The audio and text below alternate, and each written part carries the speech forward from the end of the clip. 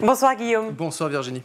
Le 24 janvier, nous célébrons la Journée mondiale de l'éducation. Oui, proclamée en 2018 par l'Assemblée générale des Nations unies, l'objectif étant de mettre en lumière le rôle crucial de l'éducation pour la paix et pour le développement.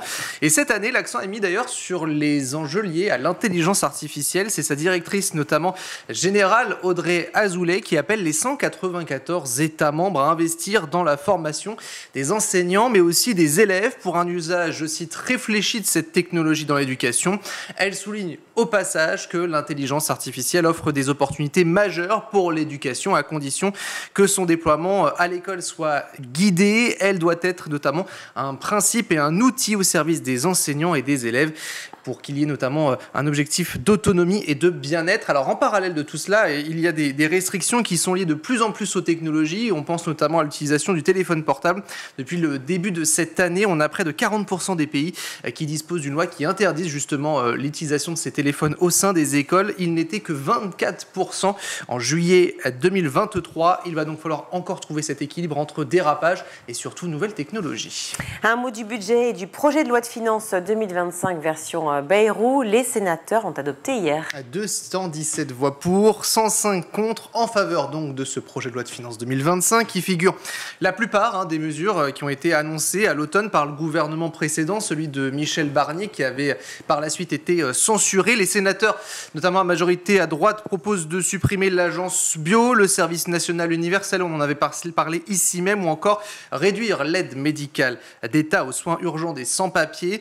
Il a aussi opté pour ramener à 2,2 milliards d'euros l'effort initial sur les 5 milliards d'euros demandés aux collectivités locales. Et puis sur la réduction des dépenses, là aussi, il y a de nombreux coups de rabot. On l'a évoqué ici, par exemple, les 800 millions d'euros sur l'aide au développement, plus d'1 milliard sur le logement et l'économie, ou encore les 600 millions sur la recherche et une réduction sur le sport qui a fait réagir justement. Et puis à présent, ce texte va devoir être travaillé en commission mixte paritaire. Ce sera jeudi prochain avec 7 sénateurs et 7 députés qui vont devoir faire des compromis avant un nouveau passage à l'Assemblée. Et on poursuit avec une autre adoption hier par les députés, cette fois-ci d'une proposition de loi visant à donner accès à tous les étudiants à des repas à 1 euro dans les Crous. Actuellement, ce droit est réservé pour les boursiers ou encore les plus précaire. Une mesure dont le coût est estimé à 90 millions d'euros par an. Une proposition qui a été déposée par les socialistes, votée par le RN, la gauche et les centristes Lyotte. La majorité présidentielle s'était abstenue car réticent quant à cette proposition. Lors de sa prise de parole, la députée de Seine-Saint-Denis, justement rapporteure de ce texte, s'est félicitée de l'adoption de ce dernier. Il y a 2 ans, une proposition de loi quasi identique déjà portée par la députée avait été rejetée d'une seule voix après que le camp présidentiel, hostile justement à cette mesure, avait battu le rappel de ses troupes pour le vote final. Réaction du ministre chargé de l'enseignement: je crois en la justice d'un système où chacun contribue en fonction de ses moyens, pointant une perte de recettes toutefois considérable pour le réseau. Il l'estime notamment à hauteur de 50 millions d'euros.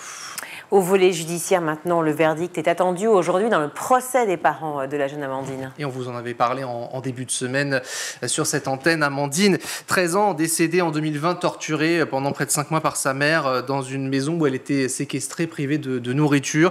Je suis une mère monstrueuse, a-t-elle notamment déclaré à la barre. Elle qui est jugée pour actes de torture et actes de barbarie, mais également son compagnon, le beau-père d'Amandine, qui est jugé pour privation de soins et aliments qui ont entraîné la mort. Hier à la barre, c'est l'une des surveillantes de l'internat d'Amandine qui a témoigné. Lola, elle s'appelle.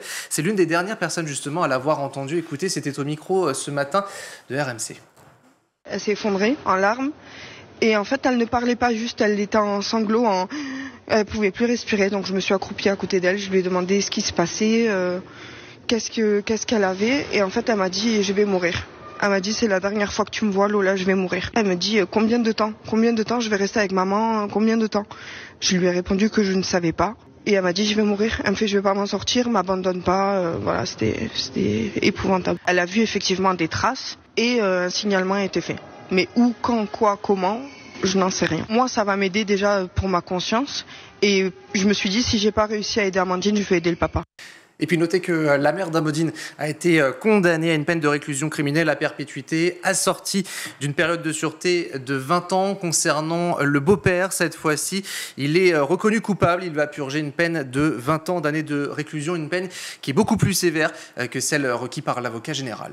La Commission nationale consultative des droits de l'homme s'inquiète des méfaits des réseaux sociaux sur l'éducation sexuelle des jeunes. Dans cet avis, la CNCDH juge la réponse apportée par les réseaux sociaux et les pouvoirs publics aux atteintes croissantes à l'intimité des jeunes en ligne pas à la hauteur. Leur protection suppose de faire connaître aux mineurs leurs droits et surtout leurs obligations et de leur apporter l'aide et le soutien. Peut-on lire dans le communiqué? Il faut les sensibiliser aux violences sexuelles et sexistes en ligne mais également hors ligne, ce qui passe en partie par une éducation à la vie affective, sexuelle et relationnelle. La commission qui soutient donc les cours qui doivent être dispensés, qui sont obligatoires depuis la loi de 2001 mais qui sont pour l'heure peu appliqués et pourtant indispensable selon les mots de la nouvelle ministre de l'Éducation nationale. C'était hier, Elisabeth Borne avait pris parti.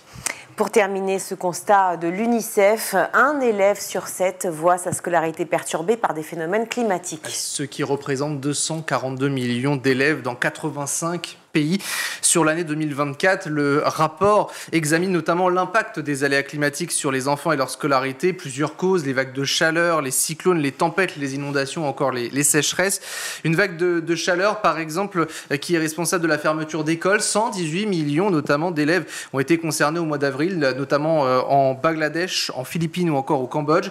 Et puis les perturbations dues à des phénomènes climatiques ont été aussi plus fréquents en septembre dernier. C'est le cas dans 16 pays, notamment ceux de l'Asie de l'Est et du Pacifique, touchés par de nombreux typhons, des fermetures qui réduisent la possibilité d'apprendre et qui exposent également les filles et les garçons au mariage forcé ou précoce et puis au travail de ces derniers. Les filles sont d'ailleurs particulièrement touchées selon ce rapport, l'ONG qui tire d'ailleurs la sonnette d'alarme puisque entre 2050 et 2059, il y aura 8 fois plus d'enfants exposés justement à ces crises climatiques avec des vagues de chaleur qui vont être à répétition et puis 3 fois plus exposés à des crues extrêmes par rapport à l'an 2000.